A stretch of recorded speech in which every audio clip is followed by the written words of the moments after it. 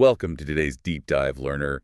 I am your host, and I want you to imagine something for a second. And I am your resident expert, here to help, guide you through the madness we're about to uncover. Exactly. So, learner, picture a 900-pound wooden tower. Just a massive, towering structure. Right, and it's hurtling through a narrow cobblestone street carried by a dozen screaming, sweating men. It sounds totally chaotic. It does. I mean, it doesn't sound like a church service, right? It sounds like a riot or, I don't know, a military siege. Yeah, you would definitely run for cover. But it is actually a church service. Today, we are taking a huge stack of sources. We've got historical texts, theological encyclopedias, cultural guides, and some really rare book exhibition catalogs from central Italy. Which are incredible sources, by the way. Oh, absolutely. And we are essentially tearing history out from behind the museum glass today. I love that. Our mission for this deep dive is to explore the wild, surprising, and honestly deeply enduring legacy of saints. Yeah, because we're looking at how one 12th century Italian bishop's life sparked an extreme physical competition, one that has lasted for 900 years. 900 years. Yeah. And we'll trace how that exact same legacy built a transatlantic cultural bridge all the way to the coal mines of Pennsylvania. Which is such an unexpected jump. It really is. And we'll even get into how it ignited this very dark 17th century spiritual warfare movement. Plus, a few detours into psychedelic sea voyages and miraculous big goods. Naturally. Okay, let's unpack this, because this deep dive learner, this masterclass in human devotion, community identity, and the precise moment where verifiable history just morphs into pure myth. It really is a phenomenal case study. I mean, it shows how a single human life can be utilized by subsequent generations to serve completely different societal needs. Right. So who is the man at the center of all this? Well, the epicenter of this entire historical architecture is a man named Ubaldo Baldassini. He was born around 1084 into a noble family in Gubbio. And Gubbio is this strategically important town in the Umbria region of Italy. A tough place to live at the time, I'd imagine. Oh, definitely. And Ubaldo was actually orphaned young and raised by his uncle. He navigated a really complex ecclesiastical ladder, through the church. Right. And eventually, in 1128, he becomes the Bishop of Gubbio. But the sources are very careful to note that he didn't actively seek out this power. Oh, really? So he wasn't a power-hungry medieval guy? Not according to the texts. He reportedly refused several other bishoprics before reluctantly accepting the role in his hometown. And it is crucial to remember, for you listening, learner, that a medieval bishop was not just, a spiritual guide giving sermons on Sundays. No, not at all. They were essentially mayors. Exactly. Mayors, diplomats, and sometimes literal military commanders. Gubbio was a city-state in a highly volatile region, and Ubaldo had to manage these massive civic projects. Which leads us to that incredible anecdote from the text about how he handled his power. Yes. Okay, so I love this story. So Ubaldo is overseeing the repair of the city walls. A huge infrastructure project. Right. And the overseer of the project becomes just absolutely enraged over some dispute. He completely snaps. Yeah, he loses it. And in front of the entire work crew, he physically shoves the bishop, the most powerful man in the city, into a giant heap of wet mortar. I mean, think about the public humiliation of that. It's insane. He is covered in lime and dirt. Oh. And, the societal expectation in the 12th century would be immediate, devastating retribution. Right. An angry mob forms instantly. They are demanding the overseer be permanently exiled. And his property confiscated, right? Exactly. They wanted to ruin this man's life. But instead of letting the mob tear the guy apart, Ubaldo just stands up, brushes off the mortar, and says, well, because the assault happened to me, the crime falls under my personal ecclesiastical jurisdiction. It's a massive legal flex. It totally is.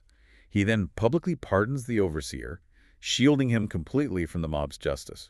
And looking at the mechanics of this, it is brilliant. It reminds me of modern CEO getting scalding coffee thrown on them by an intern. Oh, that's a good comparison. And instead of pressing charges or firing them, the CEO publicly forgives the intern. It isn't just about being nice. No, it's a profound power move. Exactly. It instantly strips the mob of its volatile energy, makes the leader look completely untouchable, and it creates this narrative of divine mercy. Absolutely. But I do have to push back on the sources a little bit here. When we read accounts of saints, we constantly run into standard hagiography, right? Right, the saintly PR. Yeah, where biographers just smooth out a historical figure's flaws to fit a perfect theological narrative. So is this mortar story just PR, or did this guy actually have a tangible impact on the survival of Gubbio? Well, if we connect this to the bigger picture, Ubaldo's impact on the actual geopolitical survival of the city was incredibly tangible. Okay, so he wasn't just turning the other cheek all the time. No, he was a highly strategic protector. I mean, in 1151, he successfully defended Gubbio against a massive, coordinated military alliance led by the neighboring city of Perugia. Wow. And then the real defining moment of his leadership comes in 1155. The Holy Roman Emperor, Frederick Barbarossa, is just marching his terrifying army through the Umbrian region. Sacking everything in sight. Brutally, pilling nearby towns like Spoleto. So the people of Gubbio are naturally anticipating total destruction. Which is terrifying. But Ubaldo, who is elderly at this point and suffering from a really severe, painful illness, slips out of the city gates. Wait, he goes out alone. Essentially, yeah. He physically rides up the mountain to the emperor's camp to negotiate with Barbarossa face to face. That takes guts. And he successfully convinces the emperor to spare his city. Which brings us to the inciting incident for the absolute madness that takes place in Gubbio to this day. Yes, the origin of the race. Right. So Ubaldo negotiates this treaty and comes back down the mountain.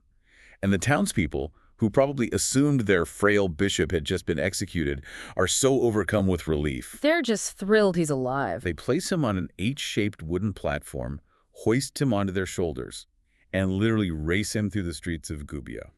Just to show everyone, hey, he's alive, we're safe. Exactly. To demonstrate to the whole terrified populace that the city survived. And that spontaneous, joyous sprint through the medieval streets eventually crystallized into one of the oldest folklore traditions in all of Europe. It's amazing how things start. Yeah, it evolved into the Festa dei Seri, or St. Ubaldo Day, which is held every single year on May 15th, the eve of his death. Now, to really understand the Festa dei Seri, learner, you have to understand the sheer punishing physical reality of the event. It is not for the faint of heart. No. They took the concept of that original H-shaped platform, and to now, they mount these massive wooden structures on them called seri. And they look like giant wooden hourglasses, right? Exactly. Towering 4 to 5 meters tall. Yeah. And each one is topped with a statue of a saint. A fully loaded sero weighs roughly 300 kilograms. Almost 900 pounds. It's staggering. Teams of men, known as serioli, hoist these immense structures onto their shoulders, and they run a grueling 4-kilometer race through the packed, narrow streets of Gubbio. And it's uphill, too. Yeah, before sprinting straight up the punishing incline of Mount Ingeno to the Basilica di Sant'Ubaldo. The physical toll is just incredible. The Terioli have to continuously swap positions while the structure is moving at a full sprint. Just to keep it from collapsing under its own weight. Right. But the true genius of the Festa dei Seri, I think, lies in its underlying social engineering. Oh, tell me more about that. Well, the race features 3 specific seri, and they represent Gubbio's historical social classes and guilds. It was actually a mechanism for maintaining social harmony. The visual coding is really fascinating in the sources. The first sero features St. Ubaldo, and that represents the stonemasons and bricklayers. Right, and that team wears vivid yellow shirts. Yeah, and the second features St. George, representing the merchants, wearing blue. And the third is St. Anthony the Abbot, who represents the farmers and agricultural workers, and they wear black. Right. So, by organizing the town's workforce into these competing color-coded teams, the city essentially created a controlled pressure valve. Which they really needed. Sure. Medieval Italian city-states were notorious for internal civil wars. Bloody class uprisings everywhere. So the seri allowed these distinct social classes to compete fiercely and physically, but within a highly ritualized, contained environment. And the rules of the race strictly enforce that social order. The race is rigidly sequenced. Wait, so they can't just pass whoever they want? Nope. Ubaldo always goes first, George second, and Anthony third. They run as hard as they can, but they are absolutely forbidden from passing each other in the streets. So it's not even a race to see who comes in first. Exactly. The objective is to run cleanly and flawlessly. If a team drops the 900-pound sero, it is considered a massive communal disgrace. I can imagine. Oh, and I read there's a dedicated official for this, right? Yes. Capocetta. The Capocetta. His entire job is to just sprint behind the structure with tools, ready to execute emergency woodwork repairs on the fly so the race can continue. The community's resilience is built right into the rules of the game. It really is. Yeah. And the whole thing concludes with this massive communal feast of bacala alla seraiola, Ah, yeah, the cod did. prepared right under the arches of the city's Palazzo dei Consoli. It sounds amazing. And this intense tradition is strictly passed down from father to son. They even have specialized training races for teenagers and young children earlier in the month. But what's really wild is that this extreme devotion proved too vital to stay locked in the Umbrian mountains. Yeah, the sources highlight this fascinating transatlantic jump.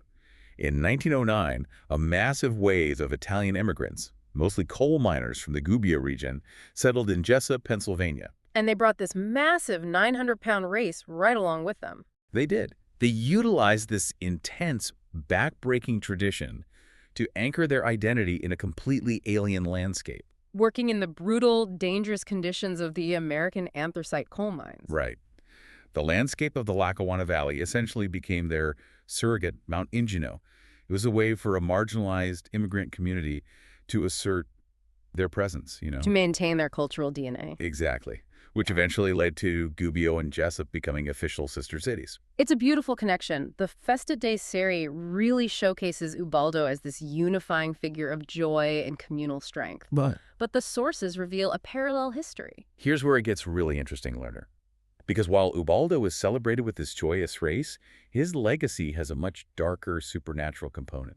Yeah, in the centuries following his death, he became officially recognized not just as a civic protector, but as the patron saint invoked specifically against demonic possession. Which is quite the pivot. And when we look at early modern history, we have to recognize that demonic possession frequently functioned as a diagnostic tool. For medical conditions they simply didn't understand. Right. If someone in the 17th century suddenly experienced a complex partial seizure, severe autism, or debilitating neuralgias and migraines. The medical establishment had zero vocabulary for neurology. Nothing.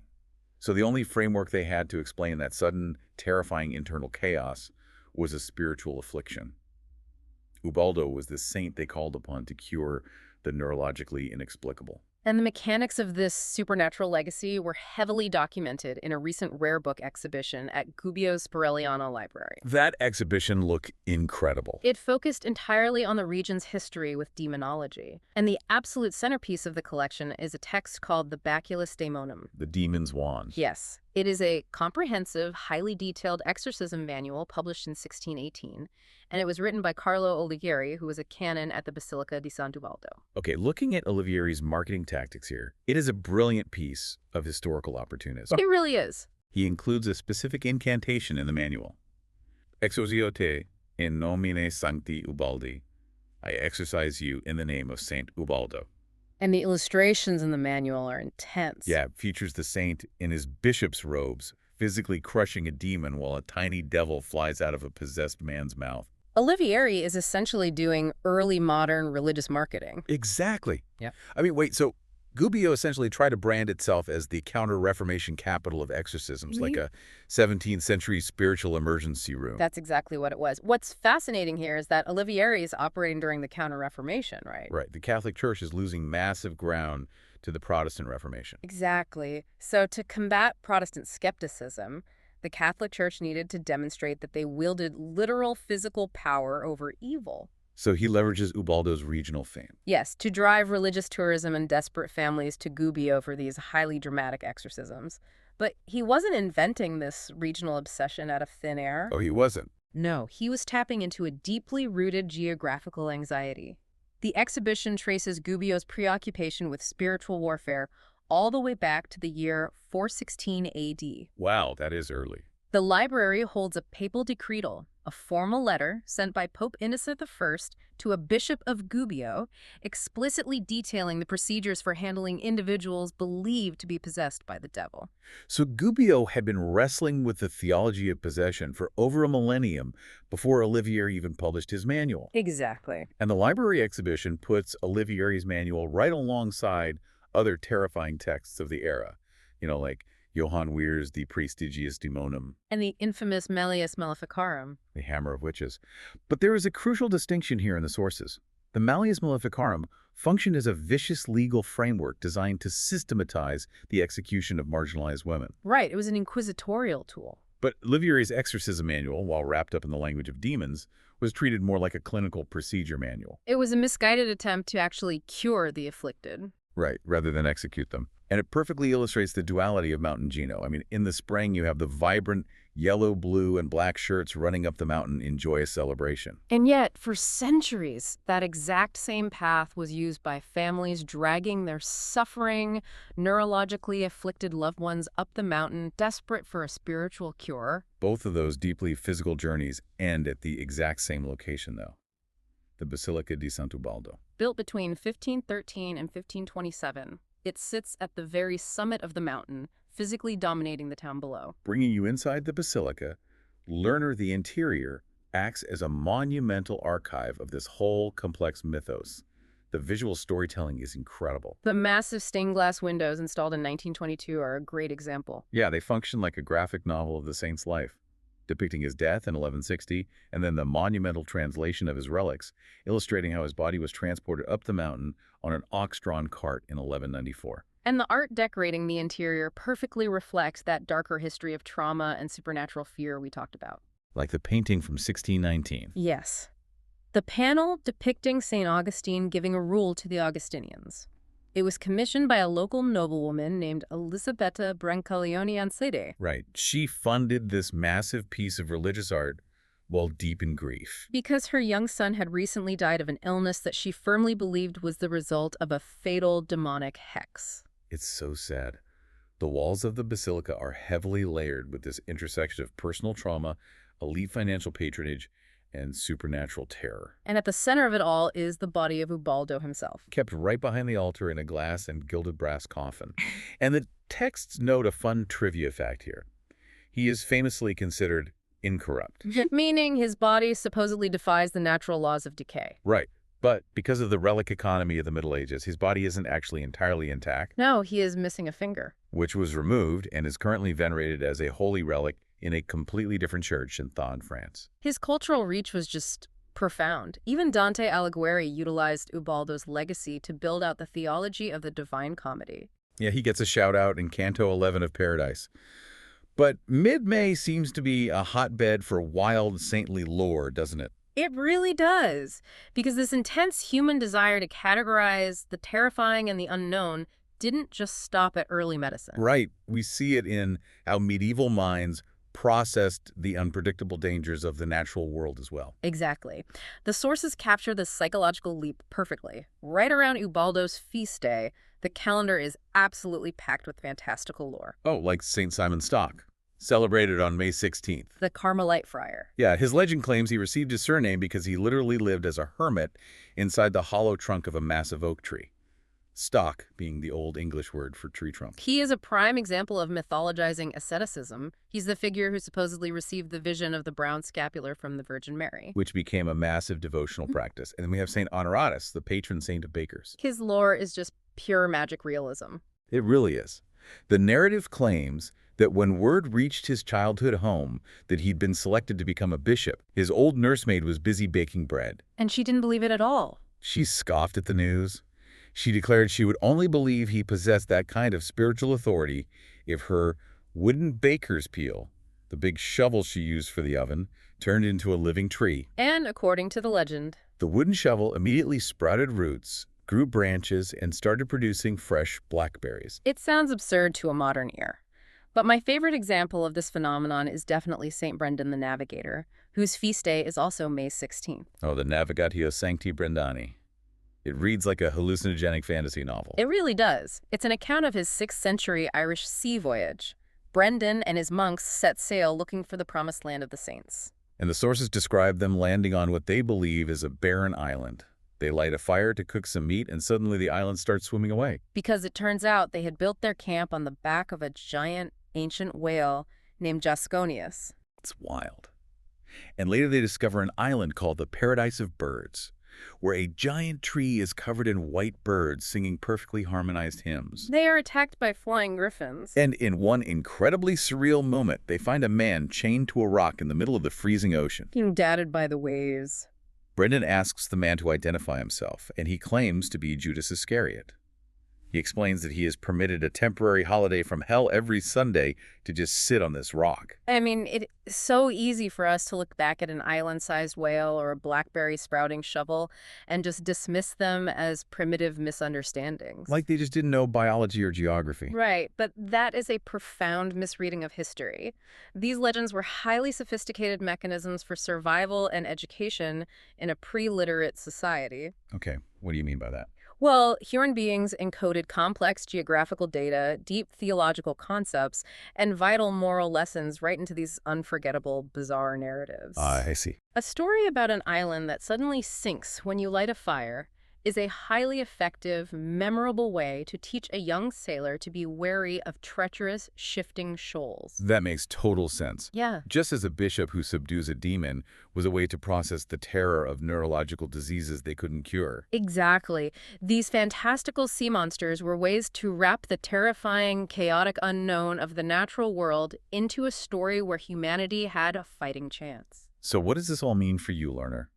Looking at this massive stack of sources, a very clear through line emerges today. It really brings everything together. Whether you are sweating underneath a 300-kilogram wooden statue in the streets of Pennsylvania, or you are a 17th century mother reading an exorcism manual in an Italian library, or a 6th century sailor huddled by a fire listening to tales of giant whales. Human beings are absolutely desperate to connect with something larger, more powerful, and more stable than themselves. We require frameworks to make sense of the chaos.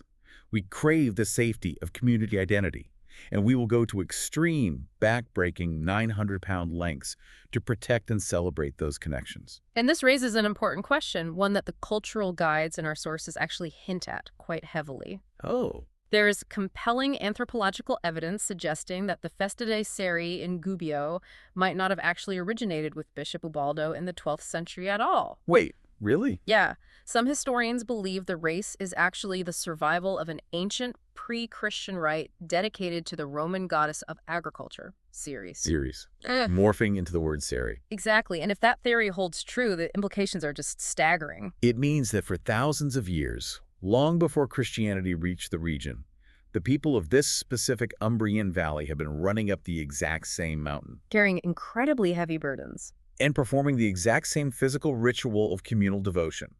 As empires rise and fall, and as dominant religions completely shift, the foundational human impulse remains entirely identical. They simply update the names of the deities they are running for to fit the current era. Which leaves us with a fascinating thought to mull over. When you look at your own life, learner, what deeply held traditions, habits, or societal devotions do you practice today that feel incredibly modern, but are actually just ancient, primitive human impulses wearing a 21st century disguise? It's definitely something to think about. Especially the next time you find yourself carrying a heavy load for your community. Thank you for joining us on this deep dive. Keep questioning the history around you, and we'll catch you next time.